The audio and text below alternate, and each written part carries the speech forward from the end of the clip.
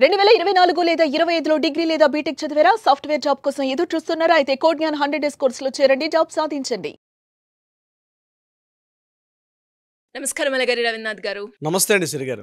Gift deed వాళ్ళకి ఇష్టమైన వాళ్ళకి ఆస్తి రూపకంగా ఏదైనా కూడా ప్రాపర్టీ రిలేటెడ్గా ఏదైనా వాళ్ళు ఇవ్వాలి అంటే గిఫ్ట్ డీడ్ ప్రకారంగా ఇవ్వడం మనం చూస్తూ ఉన్నాం. దానికి సంబంధించి ఎంతో మందికి ఎన్నో డౌట్స్ ఉన్నాయి, వాటిని కూడా మనం క్లియర్ చేయడం జరిగింది. అయితే ఇప్పుడు రీసెంట్గా హైకోర్టు అయితే గిఫ్ట్ డీడ్ ఎవరైతే ఇచ్చారో తల్లిదండ్రులు మళ్ళీ ఇచ్చిన గిఫ్ట్ని తిరిగి తీసుకునే అవకాశం ఉంటుందా, దానికి సంబంధించి ఒక కీలకమైన తీర్పునైతే ఇవ్వడం జరిగింది. ఇంతకీ ఆ కేసు ఏంటి, అది ఎలా పాసిబుల్ అవుతుంది సార్? ప్రాపర్టీని వివిధ రూపాలుగా మనం వారి కింద వాళ్ళకి ఇవ్వచ్చు. అంటే ఒక సేల్ డీడ్ రూపంలో ఇవ్వచ్చు, లేదా గిఫ్ట్ డీడ్ రూపంలో కూడా ఇచ్చే అవకాశం కూడా ఉంటుంది. పార్టిషన్స్ అయిన తర్వాత తనకు చెందినటువంటి ప్రాపర్టీ ఏదైతే ఉంటుందో ఆ ప్రాపర్టీని గిఫ్ట్ డీడ్ రూపంలో తన తర్వాత ఉన్నటువంటి డోనర్, డోనీ అంటారు. ఆ డోనీ కంటే దాత, గ్రహీత అంటారు. యాక్చువల్గా ఎవరికైతే ఇచ్చే అవకాశం కూడా ఉంటుంది.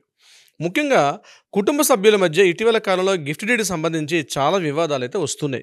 సీనియర్ సిటిజన్స్ సంబంధించి ఏదో వయసులో ఉండేటప్పుడు పిల్లలు కావచ్చు, మనవాళ్ళు కావచ్చు, వాళ్ళకి గిఫ్ట్ డీడ్ రూపంలో ఇచ్చిన తర్వాత తమ యొక్క చివరి కాలంలో వారికి కావాల్సిన హెల్త్ పాయింట్ ఆఫ్ వ్యూ కావచ్చు, ఇతరత్ర ఏ రకంగా కూడా పేరెంట్స్కి చూసుకోకపోతే పేరెంట్స్ సీనియర్ సిటిజన్స్ యాక్ట్ అని చెప్పి ఆర్డీఓని ఆశ్రయించడం, కోర్టులను ఆశ్రయించడం, మాలాంటి న్యాయవాదులను ఆశ్రయించడం కూడా కలుగుతుంది. మేము వాళ్ళకి తగిన విధంగా ఎలా చేస్తే న్యాయపరంగా ఎలా అయితే వాళ్ళకి వివాదాలు లేకుండా వచ్చే అవకాశం ఉంటుందో కూడా మేము సూచిస్తూ ఉంటాం. అయితే ఇటీవల హైకోర్టు ఏం చేశారంటే ఒక కీలకమైనటువంటి తీర్పు ఇవ్వడం జరిగింది. దీనికి సంబంధించి అంటే గిఫ్ట్ డీడ్కి సంబంధించి ఒక కీలకమైన తీర్పు ఇచ్చారు.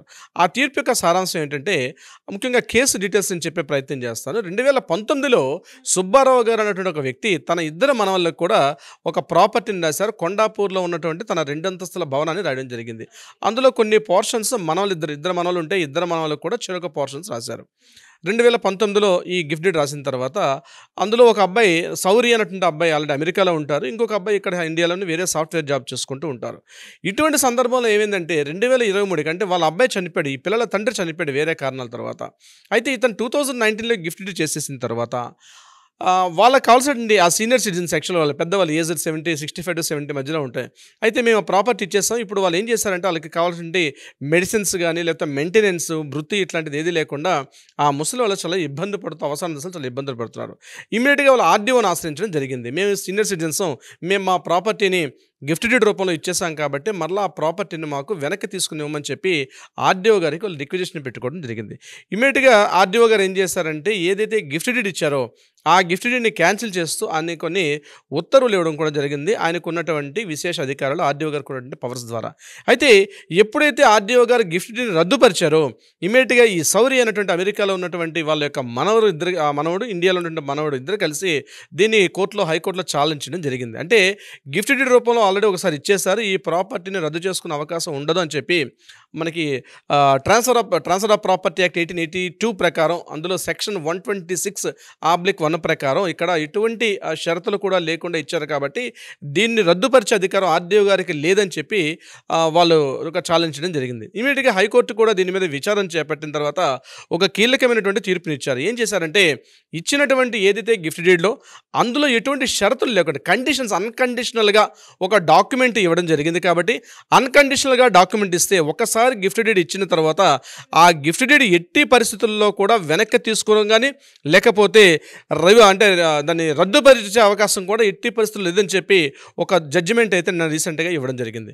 అంటే ఇక్కడ మనకు ఉన్నటువంటి రూల్ ప్రకారం ఏంటంటే ఒకసారి మనం 23(1) ప్రకారం అంటే సీనియర్ సిటిజన్స్ యాక్ట్ 23(1) ప్రకారం రద్దుపరిచే అవకాశం కొన్ని సందర్భాలు ఉంటుంది. కానీ ఆ గిఫ్ట్ డీడ్లో ప్రాపర్గా కండిషన్స్ ఉండాలి, ముందుగానే రాసుకోవాలా sir? Property document gift deed ఇస్తారు, గిఫ్ట్ డీడ్ ఇచ్చేటప్పుడు కూడా అందులో కండిషన్స్ రాసుకోవాలి. అంటే ఈ గిఫ్ట్ డీడ్ నేను ఇస్తున్నాను, కానీ ఏదైనా సందర్భాల్లో మీరు నన్ను ఈ రకంగా చూసుకోవాలి, నేను మీకు గిఫ్ట్ ఇస్తున్నాను ఈ ప్రాపర్టీ, మీరు నాకు ఈ రకంగా చూసుకున్నప్పుడు మాత్రమే గిఫ్ట్ డీడ్ వ్యాలిడ్ అవుతుంది, లేకపోతే ఈ గిఫ్ట్ డీడ్ ఎనీ టైం నేను రద్దుపరుచుకునే అధికారం నాకు ఉంటుందని చెప్పి ఒక కండిషన్స్ రాసుకుంటే తప్ప వితౌట్ ఎనీ కండిషన్స్ లేకుండా నేను నీకు ఈ ప్రాపర్టీని దానం చేస్తున్నాను, నేను ఈ ప్రాపర్టీని గిఫ్ట్ బహుమతిగా ఇస్తున్నాను అని చెప్పి డోనర్ ఇచ్చేవాడిని డోనర్ అంటారు, తీసుకునేవారిని డోనీ అంటారు. కాబట్టి ఈ ఇచ్చే వ్యక్తి ఎటువంటి కండిషన్స్ లేకుండా అన్కండిషనల్గా ఒక డాక్యుమెంట్ మెన్షన్ చేసి డోనీకి ఇచ్చే సందర్భంలో అంటే దాతకి ఇచ్చే సందర్భంలో మరలా ఆ డాక్యుమెంట్ వెనక్కి తీసుకునే అవకాశం చాలా కష్టం, ఎట్టి పరిస్థితుల్లో కూడా అదని రివోక్ చేసుకునే అవకాశం అయితే ఉండదు అని చెప్పి ఇర్రివోకబుల్ అని చెప్పి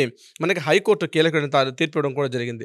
అంటే ఇక్కడ గుర్తుపెట్టుకోవాల్సింది ఏంటంటే ఒక డాక్యుమెంట్ రాసుకునేటప్పుడు చాలా ఇంపార్టెంట్, చాలా కేర్ఫుల్. ఎందుకంటే మీరు ఎన్నో కోట్ల రూపాయలు ఉండొచ్చు, లక్షల్లో విలువ చేసే ప్రాపర్టీ కావచ్చు, ఎకరాలు ల్యాండ్ కావచ్చు, ఇతరత్ర ఏదైనా ఉండే సందర్భాల్లో మీరు ఆ ప్రాపర్టీని అంటే గవర్నమెంట్ యొక్క ట్యాక్స్ తగ్గించుకుందాం అంటే సేమ్ ప్రాపర్టీస్లో మామూలుగా స్టాంప్ డ్యూటీ తెలంగాణ ప్రాంతంలో అయితే 7.5% ఛార్జ్ చేస్తారు, 0.5% మ్యూటేషన్ అంటారు, 7% government registration charges. So gift డీడ్గా అయితే 3.5% అయిపోతుంది ఉద్దేశంతో చాలామంది గిఫ్ట్ డీడ్కి వెళ్ళే అవకాశం కూడా ఉంటుంది.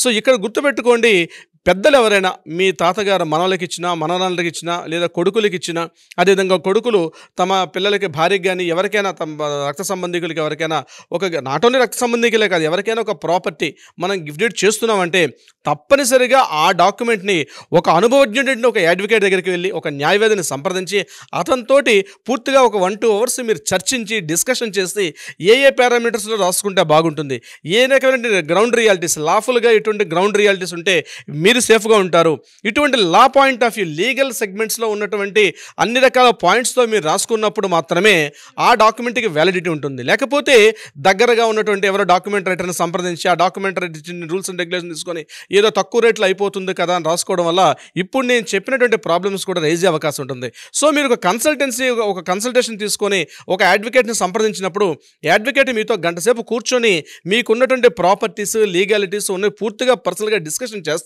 డిస్కషన్ చేసి ఎలా చేస్తే బాగుంటుంది, ఆ ప్రాపర్టీని ఏ రకంగా కిందకి మీరు చేస్తే బాగుంటుంది, అది సేల్ డీడ్ చేస్తే బాగుంటుందా, గిఫ్ట్ డీడ్ చేస్తే బాగుంటుందా, ఇతరత్ర ఏ మార్గాలు చేస్తే బాగుంటుందని చెప్పి క్లియర్గా మీకు ఒక అనుభవజ్ఞుడిని అడ్వకేట్ మీకు చెప్పే అవకాశం ఉంటుంది. ఇక్కడ ఈ కేసుకు మనం మాట్లాడుకోగలిగితే ఇది కేవలం ఒక చిన్న నిర్లక్ష్యం, ఆ టైంలో ఇచ్చేసాం, రిజిస్ట్రేషన్ ఛార్జెస్ తక్కువ ఉంటుంది, తీసుకునే వాళ్ళ సంతోషంతో ఆ మూమెంట్లో ఏది హ్యాపీగా తీసేసుకొని ఒకసారి డాక్యుమెంట్ రిజిస్ట్రేషన్ అయిపోయింది.